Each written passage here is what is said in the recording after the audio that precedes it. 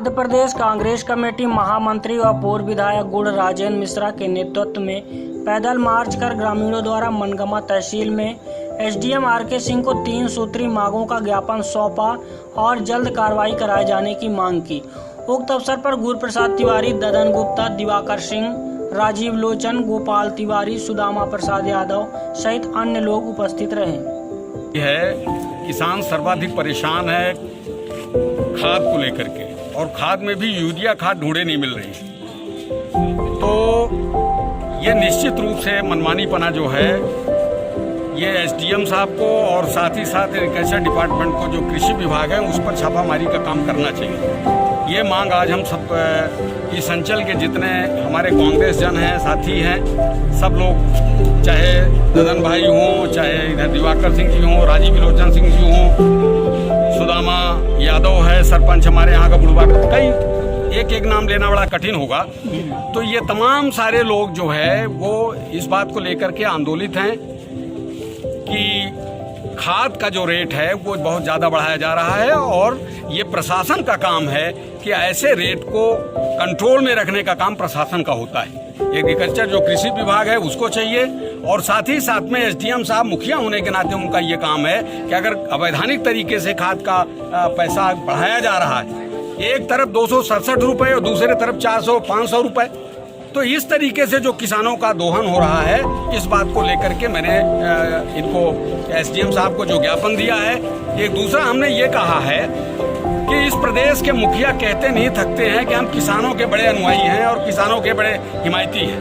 2018-2019 का फसल बीमा योजना का पैसा इस जिले का मनगमा भर का नहीं, इस पूरे जिले का पैसा नहीं बटा है। तो वो मैंने इनसे ये कहा है कि आप एसडीएम हैं, जब हमारा आप ज्ञापन ले रहे हैं तो आप कलेक्टर की हैसियत से ज्ञापन ले रहे हैं, तो इसलिए आप इस बात को तय करें कि 2018 और 2019 का जो फसल बीमा योजना का पैसा इस जिले का नहीं बटा है किसानों का, वो पैसा बांटा जाए। एक तीसरी बात हमने जो कही है, इस समय किसान पूरे इस जिले का और विशेष करके मनगवा अंचल के हमारे तहसील के अंतर्गत के किसान इस बात को लेकर के सर्वाधिक परेशान हैं कि बिजली 24 घंटे में 24 बार जाती है।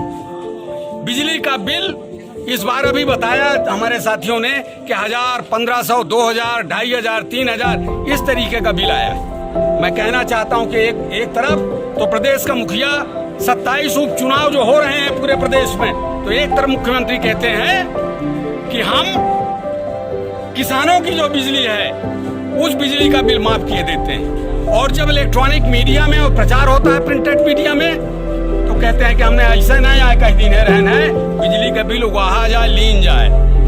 तो इस रूप से एक बात और मेरे मन में है, मनगवा में सब स्टेशन है बिजली का, कायदे से बिजली को चलाने का काम विद्युत विभाग के इंजीनियर का होना चाहिए, लेकिन समूचे जिले में जितने सब स्टेशन हैं उसमें बाबू इंजीनियर चला रहे हैं। अगर लाइन मैन ना हो, ये भारतीय जनता पार्टी की सरकार का कारनामा देख लीजिए, नर्स न हो तो अस्पताल खाली है, पंचायत का सचिव न हो तो सेक्रेटरी का पूरा पंचायत खाली है, और इसी तरीके से बिजली विभाग में अगर बिजली का बाबू नहीं है तो सब स्टेशन खाली पड़ा हुआ है। कोई आदमी, बिजली अगर चली गई है तो कोई बनाने वाला नहीं है। तो ये जो 3-4 तरीके के बिंदु हैं, विशेष करके मनगवा का ये संयोग है। किसी जमाने में यहाँ नेता पैदा होके जाते थे और इनकी समस्याओं को लोग कहा करते थे। आज मुझे मन में लगा कि जहाँ से इतने तमाम सारे लोग निकल करके गए हैं, आज उनकी आवाज को कोई उठाने वाला नहीं है। इसलिए मैंने तय किया, ब्लॉक कांग्रेस कमेटी रघुराजगढ़ के जो अध्यक्ष हैं भाई गुरु प्रसाद जी का मैं निश्चित रूप से आभारी हूँ कि उन्होंने हम सबको यहाँ पर आमंत्रित किया।